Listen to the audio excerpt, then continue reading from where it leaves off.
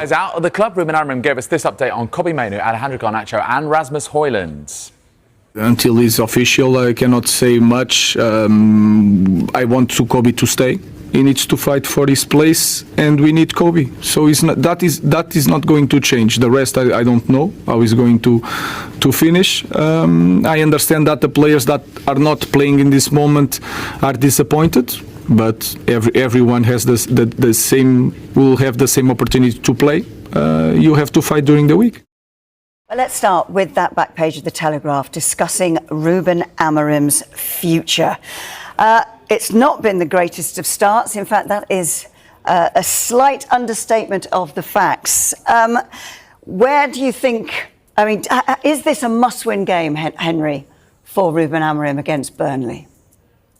I think if you're a Manchester United manager, every game is a must-win game, but he needs to sort his press conferences out first, because he's basically talking himself into, an early departure. I don't know whether he wants that, but I think the history of Manchester United managers is, well, A, playing with width, which he doesn't in his system, and B, being defiant. I mean, you wouldn't hear these sort of comments from Sir Alex Ferguson or going back in time from Sir Matt Busby. You need defiance as Manchester United manager.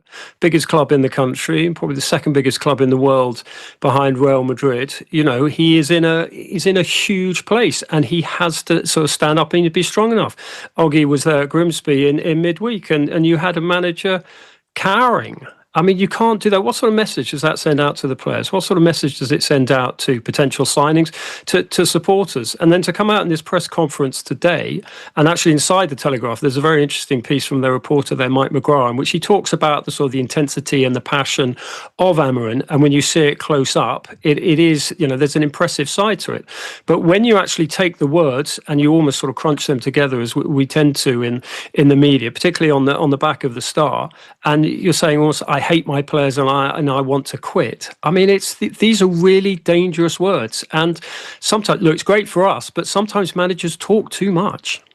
Mark, you were at Grimsby on Wednesday night and were confused by what he was actually trying to say. What have you made of today's press conference?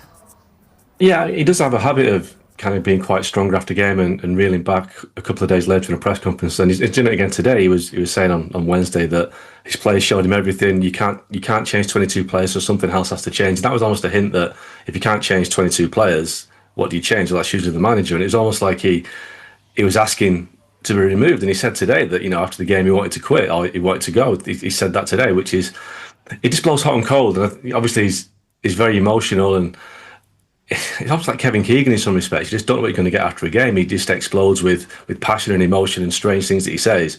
But it's not great for Man United to have a guy who it's unstable to have a coach who lurches from one direction to the next in such short space of time. So today he's kind of tried to, douse the flames a little bit by saying that he loves his players sometimes, he hates them another time. Yes, he wants to go some days, but he wants to stay for 20 years the next day. I mean, Henry's talking about being defiant. I mean, there is a little bit of defiance in him in the sense that he won't change his system. And I think that is the root of his problems, that he's so wedded to this 3-4-3 system, which is not working, and he hasn't got the players to play it. And that's why United are losing games. And most managers or coaches would think, well, I need to save my job here. I'm going to have to change the system, be pragmatic, try and find a way. But he won't do it. It's almost like he's so desperate to prove that his system works that he's prepared to lose his job over it. And I think the way it's going, I mean, you asked Henry at the start, is it a must-win for Amorim tomorrow? I don't think it's a must-win. It's definitely a must not lose. If they lose against Burnley tomorrow, I think that really could signal the end for him next week. Henry, are you getting the feeling that he's a bit out of his depth? Look, I mean, we saw at Sporting that there was a very good coach there, but Manchester United is a step up in terms of pressure, the scrutiny, the fact that we're talking about it. You've probably been talking about it all day. I mean, Oggy is right to say that he tries a couple of days after one of his outbursts to sort of douse the flames, but you don't douse flames with paraffin as he's done in this case, and just made it, just sort of continue and continue. He's under huge pressure. The tactical thing, as Oggy rightly alludes to, 3-4-2-1. I mean, look, if you're Oliver Glasner, you've made the system work at Crystal Palace, but it's not the way the Manchester United play traditionally. It's not the way that this sort of slightly sort of hybrid, overpaid squad was set up. But look, Manchester United can get rid of the manager and he can walk out, as they've done time after time since Sir Alex Ferguson. But the issue is the culture of the club, because you have players at Manchester United who sort of underperform and then go and do well elsewhere. So what is it? It must be something about the culture at Manchester United, whether that's the tone set by the Glazers at the top, where it's all about them, it's all about sort of selfishness, it's all about what you can take out of a club rather than what you can put in it. Or is it down to the individual responsibility of the players? But it's a cultural thing as well as a tactical issue with the current manager.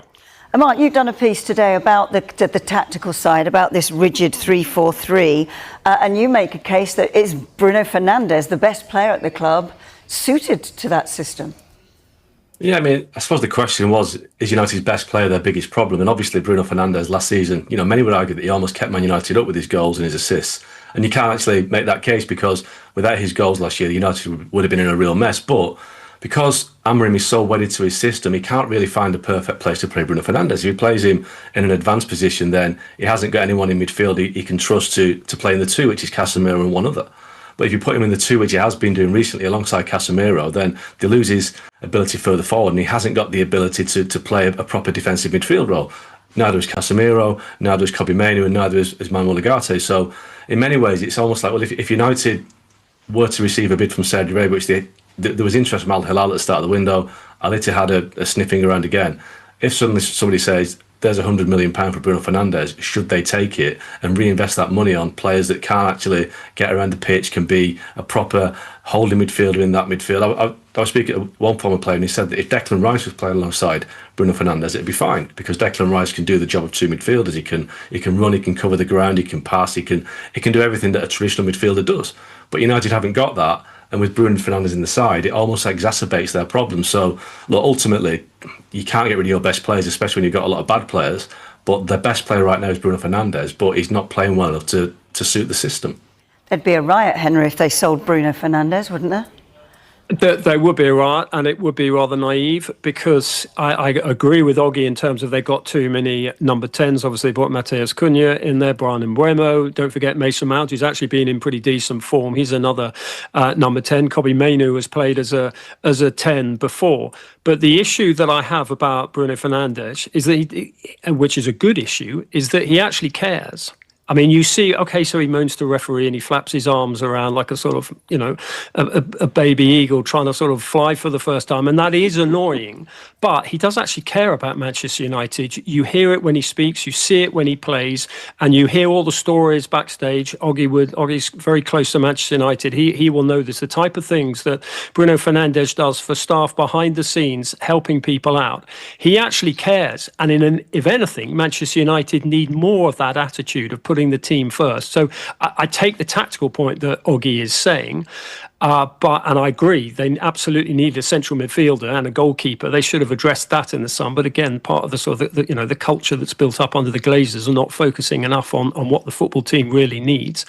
But I think there would be a riot if, and there's a long list of things that the fans want to riot about if Bruno Fernandes was put on a plane to Riyadh. Manchester United are on the verge of completing a move for Royal Antwerp goalkeeper Sen Lammens, according to Court Offside. The Red Devils are reportedly close to reaching a full agreement for the Belgian shot-stopper to become their fifth summer signing for a reported fee of around €20 million, £17 million. United initially made a bid in the region of €17 million for Lammens, but further talks have seen them improve the overall package closer to €20 million, with negotiations between clubs now at the final stretch. Lammens is set to compete for a spot in Ruben Amorim's first 11 with Andre Onana this season, with the Cameroonian's departure unlikely before Monday's transfer deadline. Onana was dropped for United's first two games of the Premier League season before returning in goal for their defeat to Grimsby Town on penalties in the EFL Cup second round this week. According to Court Offside, United appear very confident of securing Lammens before the transfer window shuts, despite the 23-year-old facing interest from both Inter Milan and Galatasaray. The Old Trafford side are hoping to wrap up a move for the uncapped Belgium international quickly, having heavily prioritised attacking reinforcements this summer. United splashed out around £200 million on the signings of Mateus Cunha, Brian Mbeumo and Benjamin Sesko, while promising fullback Diego Leon has also joined. They also looked at signing Brighton midfielder Carlos Baleba but pulled out of the pursuit after learning of the Seagulls' hefty demands, which reportedly stand at around £120 million. Lammens, who joined Antwerp from Club Brugge in the summer of 2023, became the Belgian side's primary goalkeeper last season, making 44 appearances across all competitions, conceding 56 goals and keeping 10 clean sheets. The 23-year-old has so far played every single minute of the 2025-26 campaign, conceding a goal in each of his first 4 Belgian top-flight appearances. United have also tried signing Aston Villa's Emiliano Martinez this summer but declined a chance to pursue PSG star Gianluigi Donnarumma due to his high wage demands.